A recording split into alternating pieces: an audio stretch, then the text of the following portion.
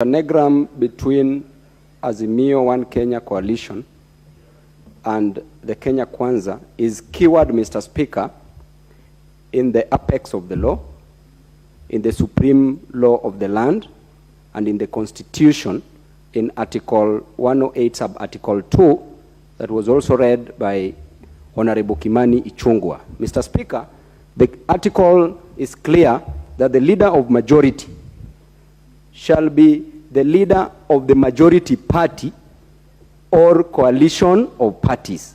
And going by that, Mr. Speaker, in simple terms, it is very clear that Azimio, kindly give me time. Mheshimiwa, I don't know why you are so excited. Mr. Speaker, going by that fact, it is very clear, Mr. Speaker, that Azimio One Kenya Coalition Party is the majority party in the National Assembly. Mr. Speaker, going by the, just keep quiet, one. I know you know only is was English, so just keep quiet. Mr. Speaker, going by the rules of interpretation, the literal rule, the golden rule, and the purposive Approach, the facticity of the fact is that Azimio Alliance, Azimio One Kenya Alliance is a coalition, is the majority coalition party. Mr. Speaker, number two, we talked about marriage. Mr. Speaker, Azimio is a subsisting marriage, and in this marriage is a potential polygamous marriage. And Mr. Speaker, this marriage is not voidable because there was consummation in this marriage. Mr. Speaker, the person who presided over this marriage was overqualified, Mr. Speaker. And then, Mr. Speaker, the grounds for divorce, number one, is adultery or unfaithfulness, which we never experienced in our marriage, Mr. Speaker, because we campaigned together happily.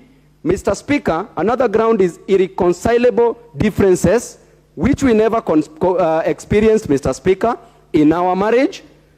And Mr. Speaker, a ground of insufficient or lack of finances has never been a ground. That our partners, having seen that Kenya Kwanza was forming the government, they ran away. Mr. Speaker, that marriage is not voidable. Lastly, Mr. Speaker, when we talk about Article 36, as quoted by Honorable Didmas Baraza on the Bill of Rights, the right to associate, Mr. Speaker, there are limitations to the bills of right, including the right to life.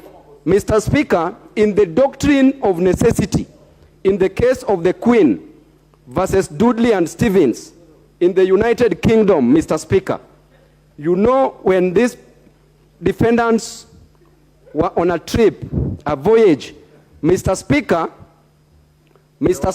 as I finish. The ones who ate a small boy. Yes. Yes. Thank you, Mr. Speaker. Mr. Speaker, the two defendants killed Mr. Parker and fed on him, ate him.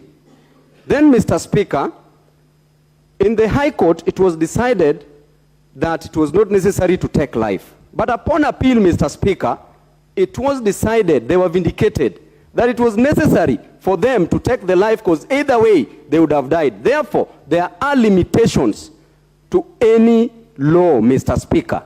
Be that as it may, Mr. Speaker, our marriage was... Babu, the court said they should have cast lots as to who should be eaten. Mr. Speaker, Mr. Speaker, Mr. Speaker, you are